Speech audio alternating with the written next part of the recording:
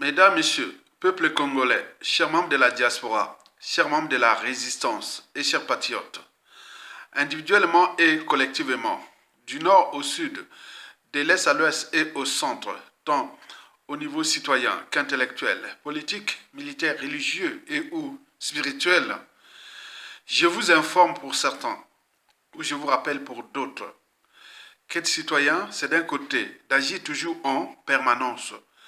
Et pourquoi? C'est parce qu'aucune cause n'est perdue d'avance. Et surtout lorsqu'elle est digne, juste, noble, légitime, d'intérêt général et voire existentielle. Par conséquent, seule la lutte libère. Être citoyen, c'est de l'autre côté d'être informé. Et pourquoi?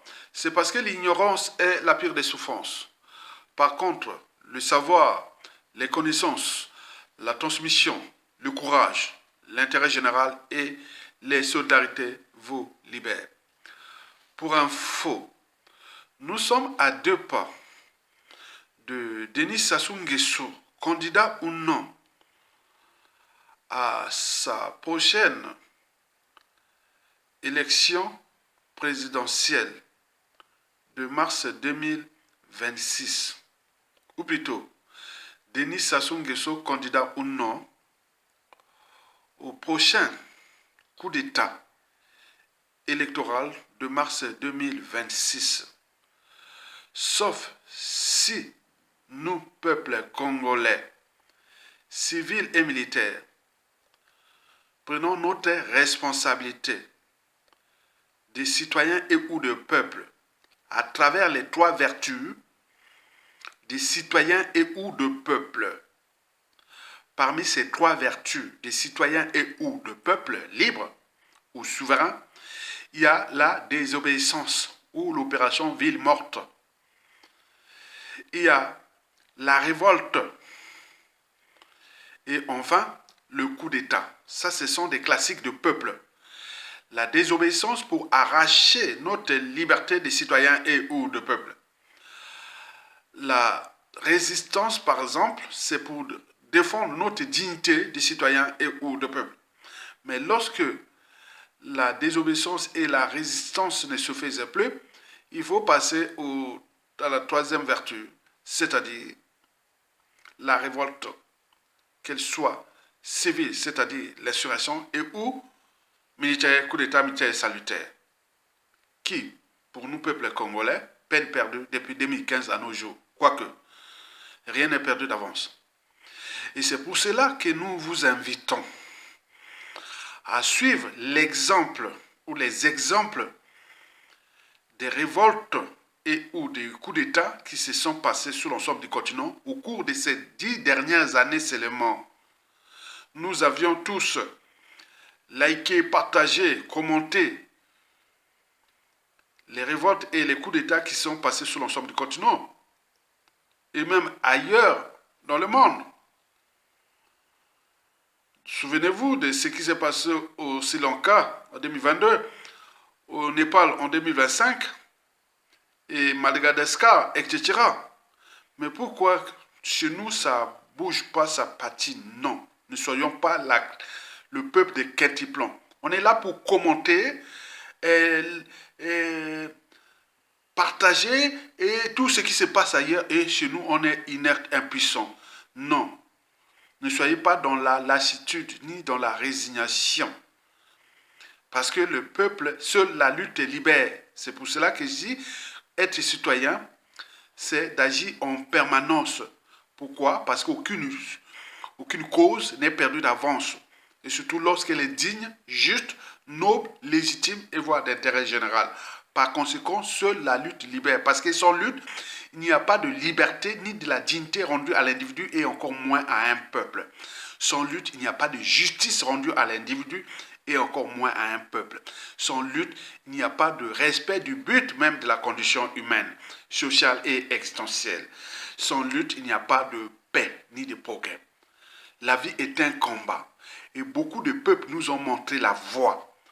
Or, en ce moment, le fruit est mûr. Le clan divisé les dérèglements politiques et militaires dans le nord et dans la Kivette, les contentieux historiques dans le sud, la France-Afrique doute des Sassou Nguesso et le contexte géopolitique est favorable pour nous. Mais pourquoi ne pas se rebeller dans la rue et ou à travers des coups d'État militaires salutaires? C'est pour cela qu'on vous invite à prendre vos responsabilités, que d'être traités comme des peuples de lâches, de peureux et de autres. Non, jusqu'à combien de temps encore? Par ailleurs, mesdames, messieurs, peuple congolais, souvenez-vous qu'en 1991, pendant la transition politique de 1991-92, qu'est-ce qui s'est passé? Vous savez que le futur, c'est tout simplement le passé et le présent qu'on ignore. Qu'est-ce qui s'est passé?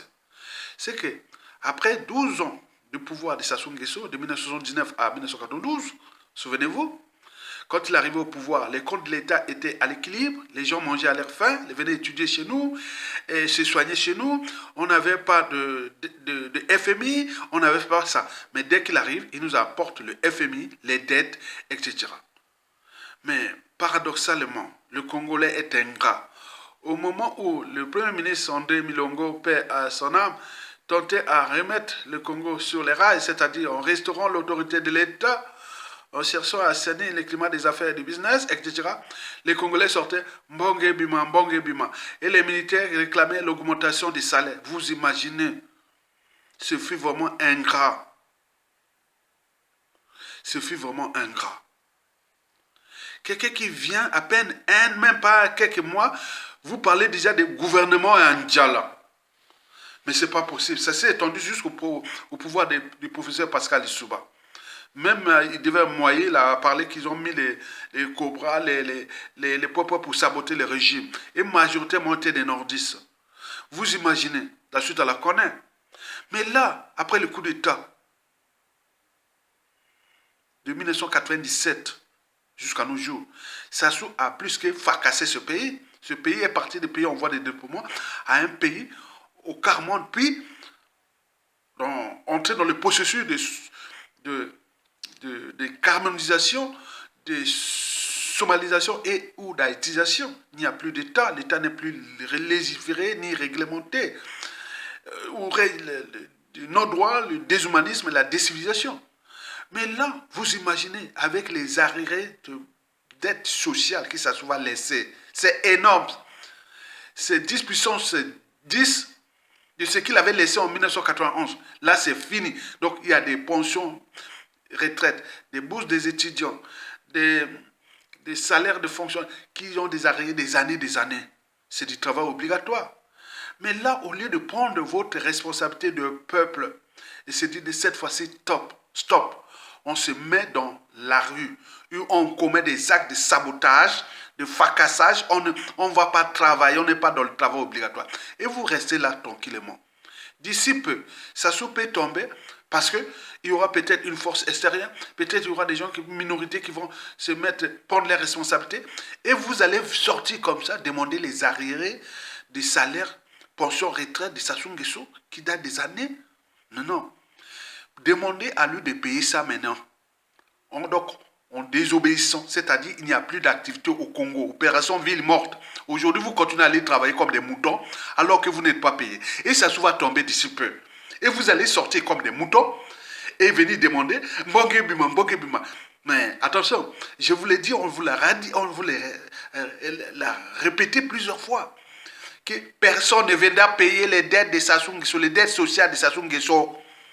Ils seront mis dans, comme il y a la continuité de l'État, ils seront mis dans les passifs de l'État. C'est-à-dire que l'État va payer ça dans 1 an, dans 2 ans, dans 3 ans, dans 10 ans, dans 15 ans, dans 50 ans, dans 80 ans, dans 100 ans, dans 800 ans, dans 5000 ans, dans 15 000 ans. Voilà, ce n'est pas les dettes de l'État congolais, c'est des dettes de Sassou. Par conséquent, vous devez les réclamer, ces dettes sociales, les arriérés de pensions retraite, de bourses d'étudiants. Sinon, c'est perdu, ça sera dans les passifs de l'État.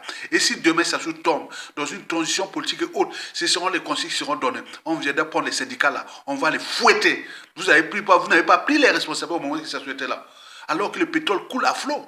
Les minéraux, c'est-à-dire les ressources naturelles et tout, sont pillés, volés, et vous êtes là comme des moutons, en train d'aller travailler comme des moutons, et vous demandez qu'on vient vous payer ces dettes, ils ne seront plus payés. Demandez à Sassou de payer tous vos arriérés par des actes d'action. Sinon, vous ne les faites pas, c'est perdu. Parce que beaucoup ont perdu déjà leur vie, ils n'ont pas touché ces sommes d'argent. Et donc, vous devez prendre votre responsabilité de peuple maintenant, de soutenir la lutte par la désobéissance, la résistance et l'action, c'est-à-dire la révolution et ou au coup d'État. Merci, à bientôt. C'est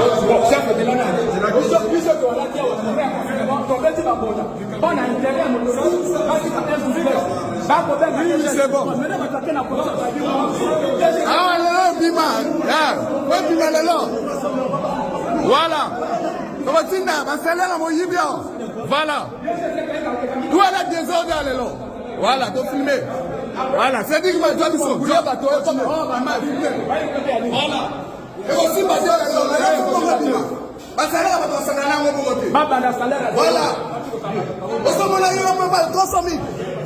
Mais même si il répète,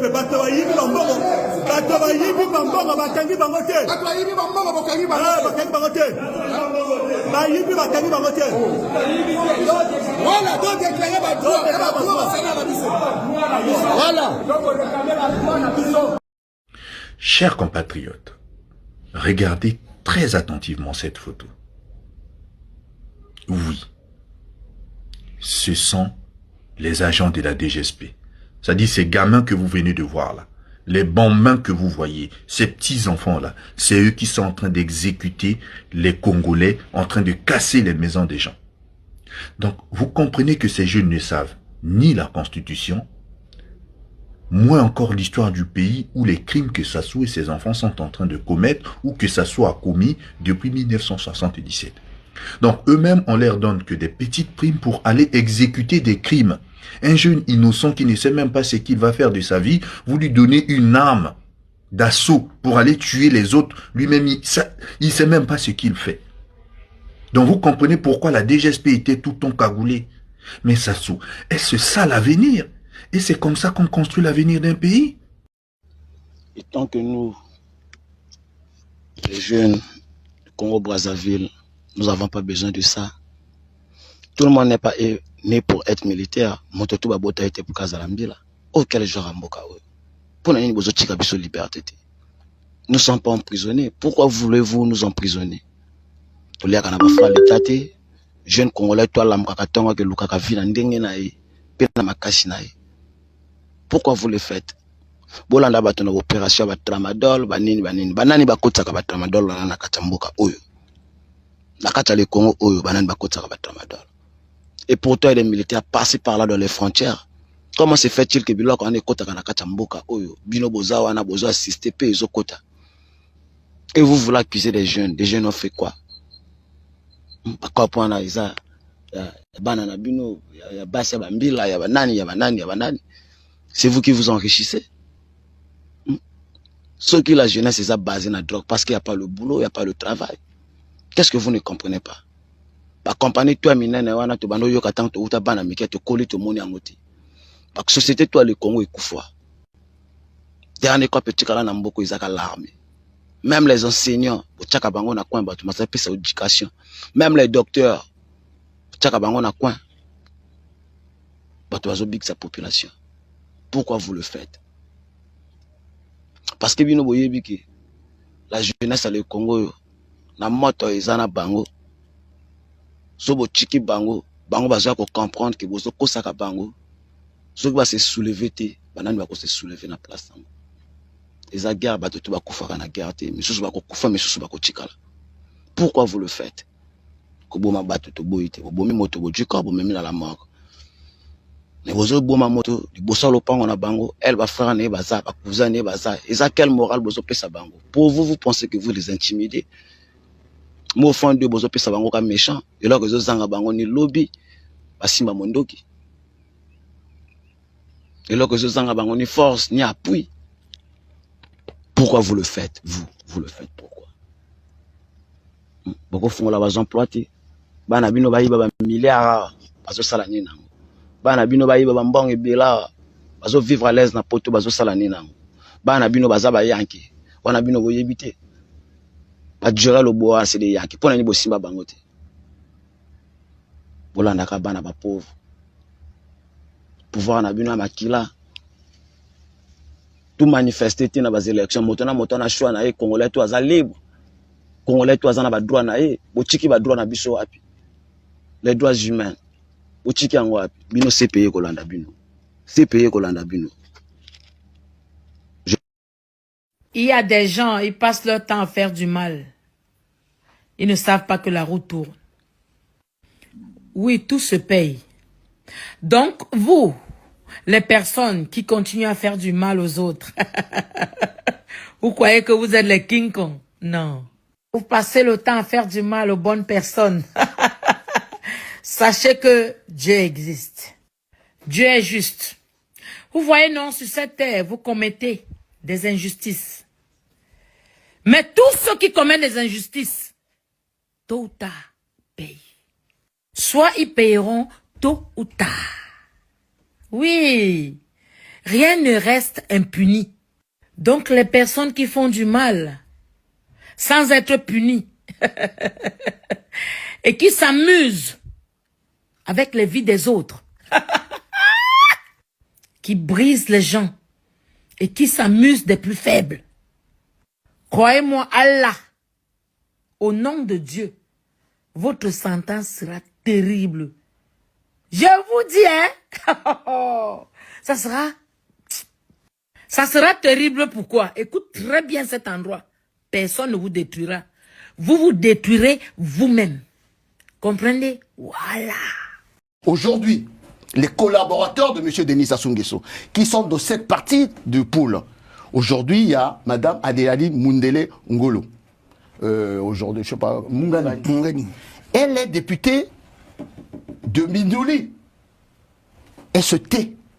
Le président de l'Assemblée nationale, du pool, M. Mbouba, il se tait. Ça veut dire quoi? Ça veut dire qu'il y a une relation incestueuse des cadres du pool et de M. Denis Sassou Nguesso qui ont pris en otage un département. Au moment où nous parlons, il y a des populations qui sont en train de errer dans la partie en RDC, qui dorment à la Belle Étoile.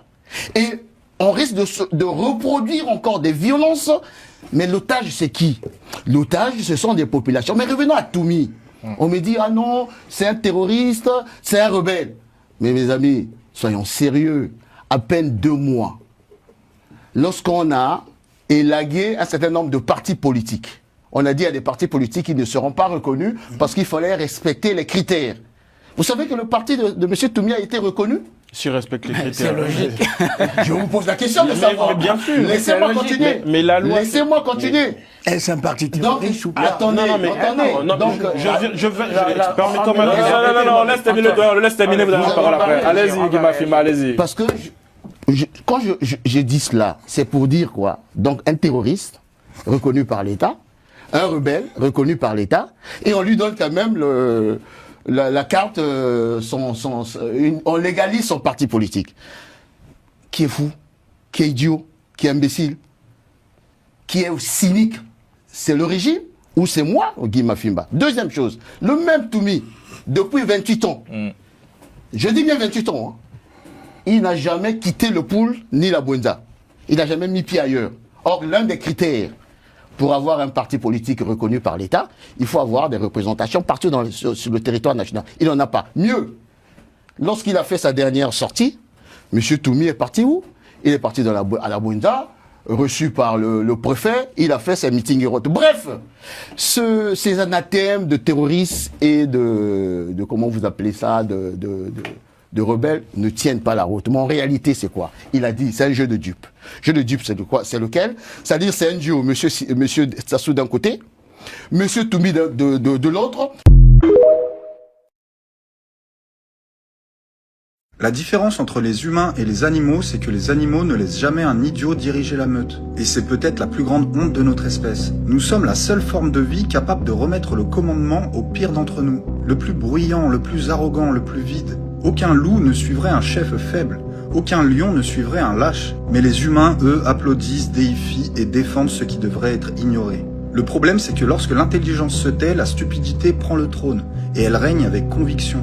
Les animaux suivent l'instinct, nous suivons les apparences. Ils suivent la force, nous suivons le discours. Ils reconnaissent le leadership et nous confondons le cri avec l'autorité. Les résultats sont prévisibles, un troupeau sage et une société perdue.